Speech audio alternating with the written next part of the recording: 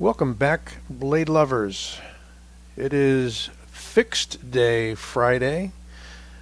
No matter what day you're watching this, this is a special overview, look-see at a category I've defined as tactical custom fixed blade. So it's pretty specific and pretty specialized.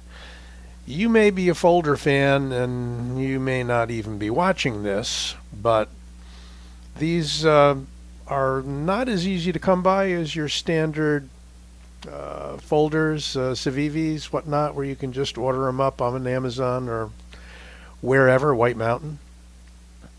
So without rambling on and explaining myself too much, I'm simply going to say we're looking at knives that are small enough to be carried every day on the belt or in the pocket, if you wish, depending on the knife and the setup.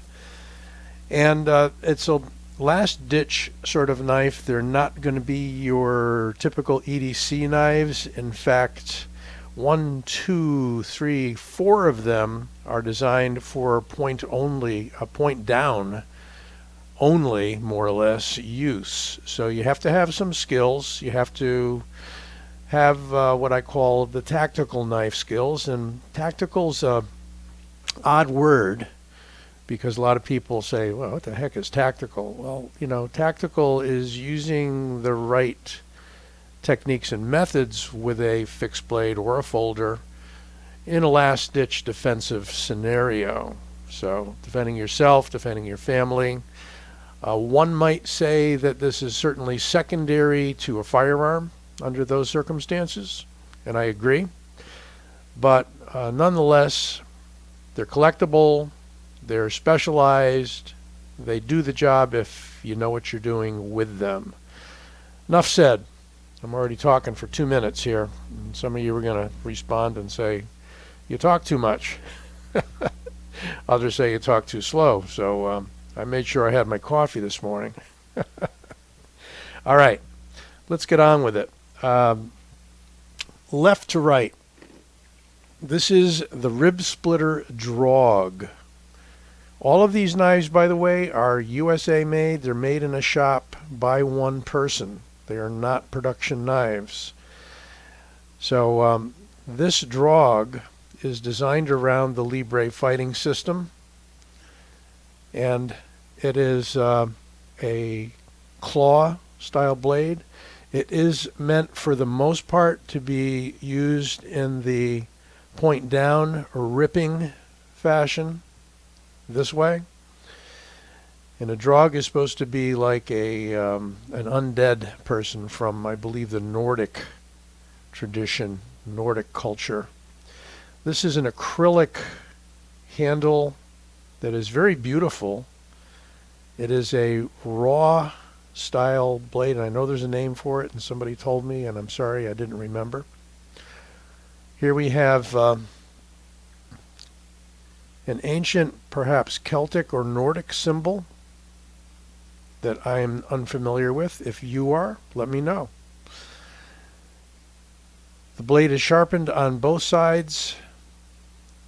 It is a very steep grind, almost a Scandi grind, but it does the job again. Now these knives can be held with the edge up in a backward ripping motion or a sideways ripping motion as well. I'm not going to get into knife technique. You may or may not be familiar with it. You may just like the style of the knife. I know many people buying the Ribsplitter knives are buying them either because they are involved in the Libre fighting system, aka Ed Calderon's system. This is a great knife for about $100.50. It's probably more economical than the others here, but this is really a fine example of a specialized tactical knife. I'm going to put it back here so I don't need to rearrange them. Oh, let me get into this real quick. Very good Kydex sheaths with each of these. Here's the Ribsplitter Drog sheath. Nicely formed kydex with a leather band that goes scout carry, horizontal carry on the belt. You could certainly rig it up to be a little different by taking those screws out and using your favorite mount system. So why don't I do this? When I'm done with each, we'll put them in their kydex sheath so you can see that. Let's keep moving along from the left to the right. Here is a Dirk Pinkerton custom. This is the Smilodon. It's a variant on the Smilodon where he used a handle from another style knife, and I, for the life of me, have forgotten what that knife might be. This is definitely custom because I asked for this handle material, and I asked for the treatment of the handle material with these grooves in that variegated pattern. So it's good looking while at the same time being extremely effective. Steel on this is obviously Elmax. It's marked. The steel on the Drog is a carbon steel, either 1095 or something akin to 1095, 1075. Not sure. And I'm sure if I go back in my notes and my communications with the makers, I would have that. So apologies if you needed to know that. But I'm going to put links to each of the makers' websites and not to the specific knives. This Elmax blade by Dirk Pinkerton is simply amazingly sharp and aggressive. He does some of the best grinds in the business. There's his maker's mark. Full tang on, I believe, all of these. And I like this one better than the next one coming up simply because I got a little more handle and I'm really locked in. And again, this can be used in this fashion. This can be used in the edge up if you so choose. Filipino martial artists like to use a circular drawing, thrusting motion. So kind of a combination of a thrust and a pull. Just a really ergonomic knife. I had him contour it rather than do the flats, and very impressed with that knife. We're going to put it in the sheath in just a moment, if I can find it.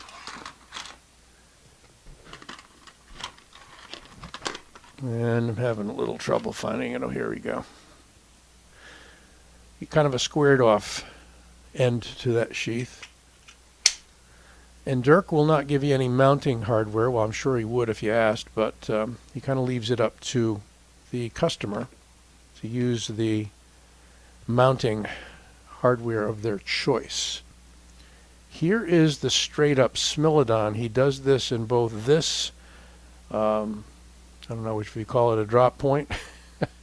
It's a double edge. This is the Smilodon, but more in the form that he normally produces. And you notice that the handle on this is just enough. So around 4 inches or so, I think, on that handle. You got a definite stop for your pinky with the termination of the handle. You can see that it's offset. And I don't know if you saw that on the other Smilodon, but the top of the handle is deeply offset with the blade. And this knife can be used in either position. So this can be used in point up, slashing, thrusting and pulling, or point down, same thing, outward cut and inward cut. So a little more versatile on how it can be used, but at the same time a little smaller. This one's coming in at around, I think, 7 inches, yep, and 7.5 inches on the hybrid model that you saw earlier. Now, this one I had put a clip that I believe came off of a Cricket fixed blade knife, Williams design. Just at least for the time being. It looks a little like an ulti clip, but it doesn't clamp. but I'm trying that out for the time being. That is the Smilodon standard model, double-edged. And these are all custom, so Dirk will make those, you know, any way you want. And oh, did I mention this is in CTS XHP steel.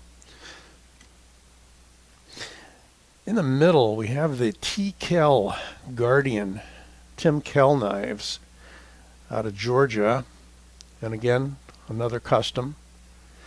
And the steel he's using on this, let me look that up. I'm not sure that that is marked. No, it's not going to be marked. And you do have a maker's mark on there. Let's find out. Okay, so looking up on Tcal Knives website, he has a very detailed, very excellent website. He uses a high carbon steel treated to 57 HRC using a detailed heat treatment process made from 0.156 thick steel, etc. And he uses it's plated in nickel boron to what he calls an indestructible coating that is low in friction, and it flies through cuts completely while protecting your blade from corrosion. So he has a lot of demos on his Instagram page of him cutting with this, and I can attest to the fact, not so much of the corrosion resistance because I haven't put it through its paces with that regard, but it is a very slippery finish. Doesn't look like it would be. And with that sort of distressed look there on the blade, you're not going to worry about, you know, babying this knife and how it's going to look and so forth. What he did here was kind of a Warncliffe in one direction and a Tonto in another, which is an interesting thing. There's 1, 2, 3 sharpened edges on this knife, and it is wicked. He did an excellent job sharpening this. Now it can be held this way, and you can't really choke forward with this particular model. He has many models, and does a great job with his photos, marketing, and description on his webpage. So I'm going to give you that link in the description of this one. This I also asked for this particular excuse me, this particular type of handle with this material, and the way that it's cut out here in these notches gives you a very, very secure grip. But this is another knife like the Smilodon that is just enough excuse me, just enough handle to hold. And again, a very short, steep grind. Not something you may be using for utility. However, you can use it for utility in many different directions. So this is another knife like the standard Smilodon by Pinkerton that can be used either point down, and you have plenty of edge there, or point up in that position. You don't necessarily have to put your thumb on the back. There's no jimping. Until we get to the Blackrock knives, we're not going to see any jimping on these knives.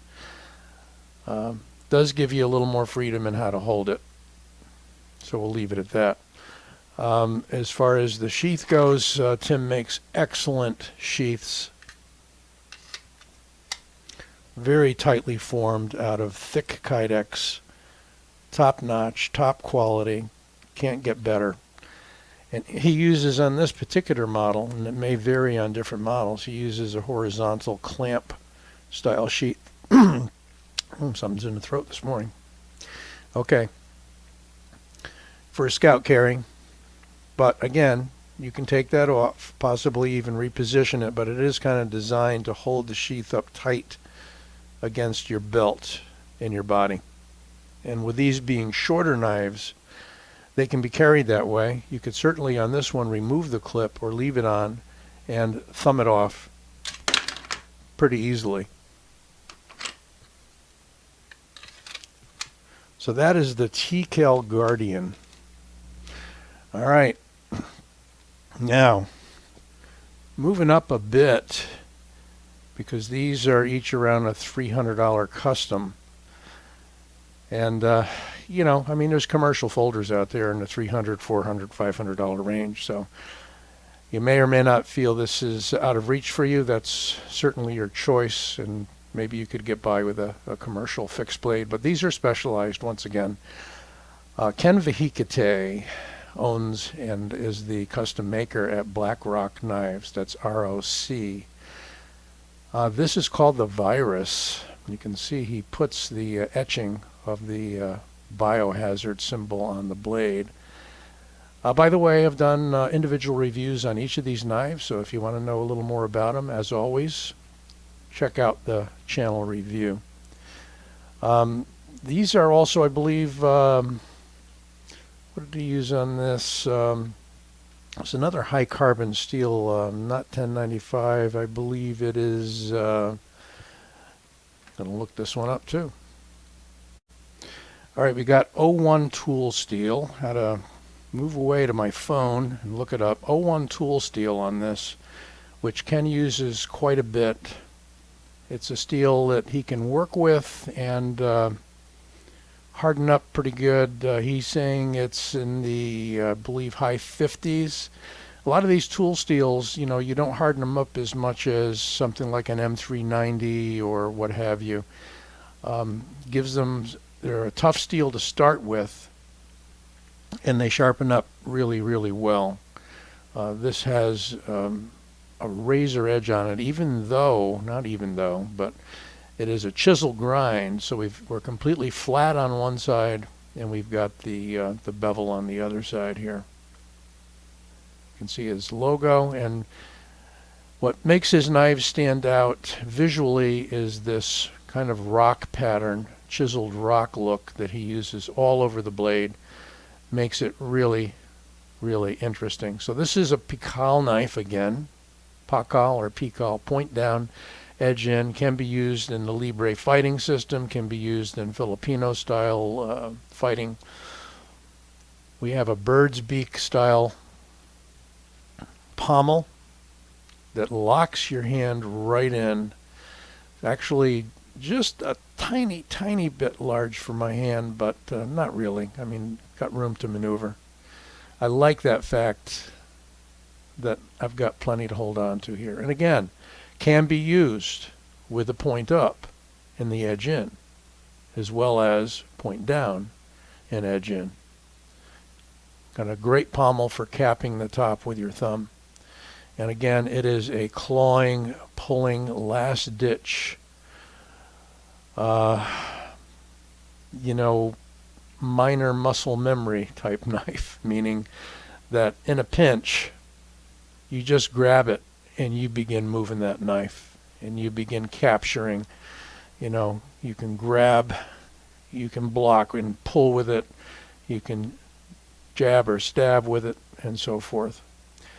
Tactical knives, it's, you know, they're meant for protecting your life in the last, as a last ditch. I keep saying that. So let's take a look at the sheath that Ken makes. Absolutely fantastic Kydex, and this one is a gray camo to go with the gray handle. And he color matches, as you'll see in a moment, all of his sheaths, and just does a fantastic job. This one has a plastic hook style clip on it, kind of a high ride. That can be changed, it can be moved around. Got the Chicago screws there, so, you know, do what you like. Or remove it and put your clip of preference on there. Custom is custom, right? That is the Virus. And finally, we have also by Ken Vihikate, Blackrock Knives, the Voodoo. And there's the little doll with the pin in it. Kind of interesting. Same treatment of the steel. 01 tool steel again on this one. Very thin in the cross section. I think this is coming out only at, let's see, under a ½ inch. So quite slim in carrying it. It's a little longer than the Virus. It is designed as a more or less edge down, point up kind of a knife. His jimping on this one and on the Virus is interesting in that it's kind of a scalloped, but rough enough, but not overly sharp, just nicely done. And on this one, he was experimenting with something more of a Scandi grind here with a big flat. And again, these aren't meant to be real slicey knives. They can be used for utility. They can cut rope, they can cut seat belts, whatever, but not meant to slice cheese with exactly. We have a dark green, kind of a army green on this one, and we have a little brighter green Kydex sheath that's slotted, and on this one I used a steel spring clip mounted a little bit higher. But again, this can be shifted around, this can be changed position, you can remove it and use a clip of your choice. So that is the Voodoo model. He's got a number of models. Check out his Instagram page. I'll give links to, I think Ken only has an Instagram page. I don't think he has a web page, but I will include all of those links for you in the description. So here is the Voodoo in its sheath, if I can get it in. All very snug, firm sheaths. So you're not going to lose these knives and not going to rattle very much, if any at all. Well, I hope you enjoyed this review. I went on a little bit long. We got 5 knives, or really 6 to talk about, so that's quite a few. And being that they're custom, we got a little more to say about each one.